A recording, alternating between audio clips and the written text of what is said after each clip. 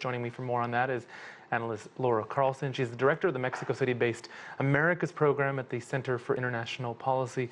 Laura, what is causing this refugee crisis? We talk about the policies, but why are people leaving?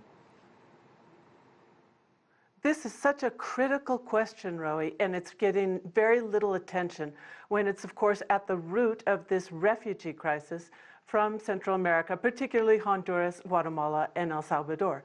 Now, each country has a specific context, and it's a refugee crisis that most people don't frame that way because it doesn't look like other refugee crises in the world. You look at Syria and you see open warfare that's causing people to leave, and you see massive refugee camps. But in Central America, there's this deep-rooted violence that dates back at least to the 80s and a series of interventions by the United States government. In El Salvador, the deportation of gang members and the support for death squads in internal conflict created the roots of violence and patterns of violence that still exist today, and in fact that have in many ways grown since the Civil War. In Guatemala, the interventions and the inequality, the deep-rooted inequality and poverty exists there, is causing people to migrate. And then today we see again that yesterday one person was killed and there are massive protests throughout Honduras. There's almost an international news blackout on what's happening in Honduras and much less on what the roots of this crisis are. And the people are calling for the resignation of Juan Orlando Hernandez, the president who was elected illegitimately in an election that was not recognized. And yet, since the U.S. government supports Juan Orlando's government, we hear nothing about it. People are fleeing political crisis, they're fleeing extreme poverty, and they're fleeing a situation of deep-rooted social violence. When we ask people in the shelters why they left their country, the most common answers are, if I go back, they'll kill me. Laura, I want to also talk about Mexico's treatment of these Central American migrants. We hear a lot about what happens to those who enter the U.S. and what the Trump administration, how previous administrations treat them. What about how Mexico has been dealing historically with the Central Americans coming through that country en route to the U.S.?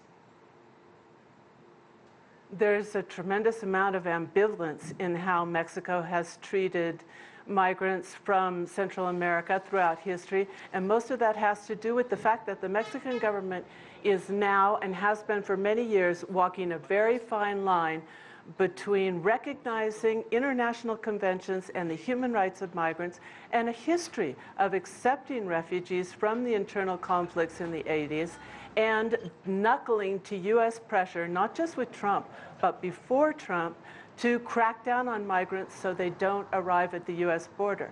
Of course, this whole model has to do with a huge fallacy, a tragic fallacy really, which is if you're talking about a refugee crisis, the question isn't where to dump the refugees, it's how do you resolve the refugee crisis?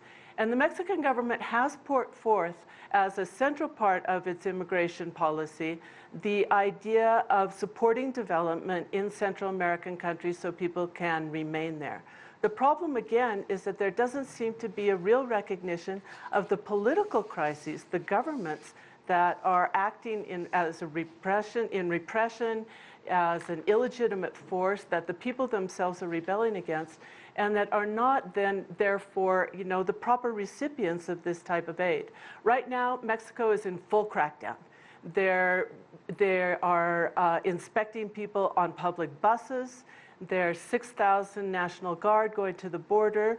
There's been militarization before, but not like this. There are military checkpoints, the border itself.